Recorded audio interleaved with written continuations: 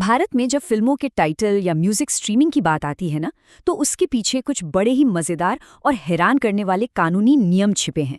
तो आज हम इन्हीं नियमों की गहराई में उतरेंगे।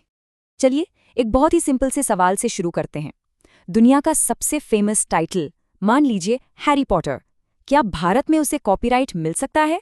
इसका जवाब है एक बड़ा सा नहीं, बिल्कुल नहीं।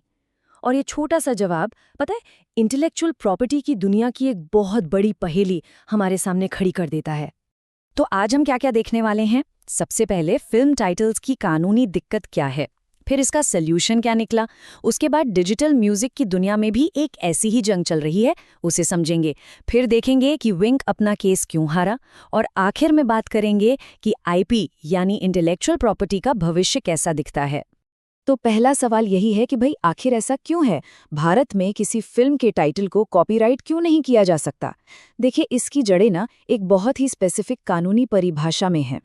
देखिए, भारत का जो कॉपीराइट एक्ट है 1957 का, वो फिल्म को तो बचाता है, उसकी स्क्रिप्ट को, उसके म्यूजिक को, सबको प्रोटेक्ट करता है।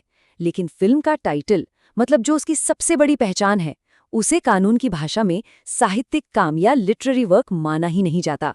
और बस इसी वजह से कॉपीराइट कानून उसकी कोई मदद नहीं कर पाता।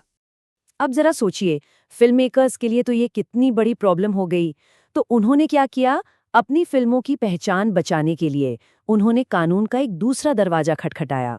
तो सॉल्यूशन ये निकाला गया कि टाइटल को एक क्रिएटिव काम की तरह नहीं, बल्कि एक ब्रांड की तरह देखा जाए, उसे प्रोटेक्ट किया जाए, और इसे एंटरटेनमेंट सर्विसेज के लिए क्लास 41 के अंदर एक सर्विस मार्क के तौर पर रजिस्टर करवा दिया जाता है।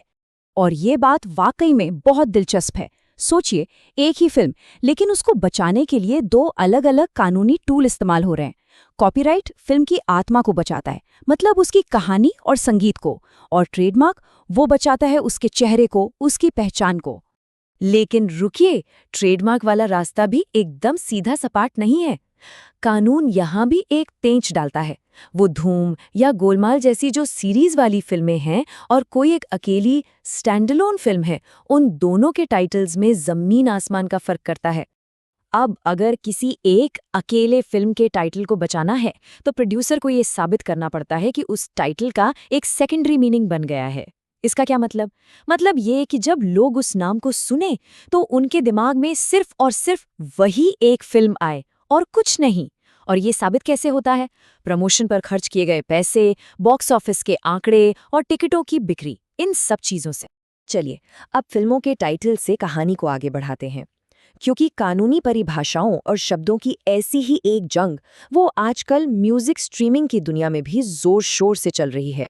कभी सोचा है कि विंक म्यूजिक जैसी स्ट्रीमिंग सर्विसेज टिप्स जैसी किसी एक म्यूजिक कंपनी के हजारों गाने कानूनी तौर पर कैसे चला पाती है? इसका जवाब है लाइसेंसिंग एग्रीमेंट। पर मजा तो तब आता है जब ये सवाल पूछा जाए कि क्या होगा अगर ये एग्रीमेंट खत्म हो जाए, लेकिन गाने फिर भी बजते रहे। और बस यहीं से शुरू होती है भारत के सबसे बड़े म्यूजिक लेबल्स में से एक, टिप्स, और एक पॉपुलर स्ट्रीमिंग सर्विस विंक के बीच एक बड़ी कानूनी लड़ाई की कहानी। एग्रीमेंट खत्म हुआ, नई डील पर बातचीत फेल हो गई और मामला सीधा पहुंच गया कोर्ट। इस पूरे झगड़े की जो जड़ थी ना, वो थे विंक के दो खास फीचर्स। एक था डाउनलोड, जिससे गाने ऐप के अंदर ही सेव रहते थे, और दूसरा था परचेज, जिससे गाने MP3 बनकर फोन में आ जाते थे। अब टिप्स ने कहा कि भाई, ये तो स्ट्रीमिंग नहीं है, ये तो सीधे सीधे हमारे गानों को किराए पर देना और बेचना है।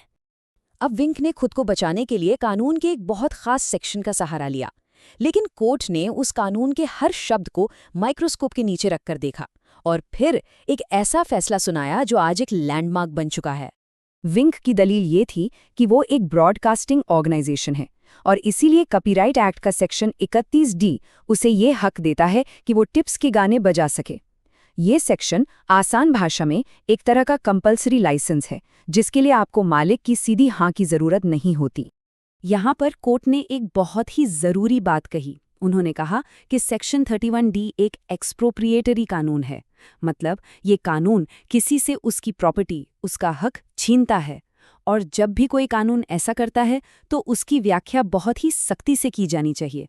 मतलब जो लिखा है बस वही, उसका मतलब फैलाया नहीं जा सकता। और इसके बाद तो कोर्ट ने विंक की दलीलों को एक एक करके गिरा दिया। पॉइंट नंबर 1, कोर्ट ने कहा कि डाउनलोड और परचेज ये ब्रॉडकास्टिंग नहीं, ये तो बिक्री और किराया है।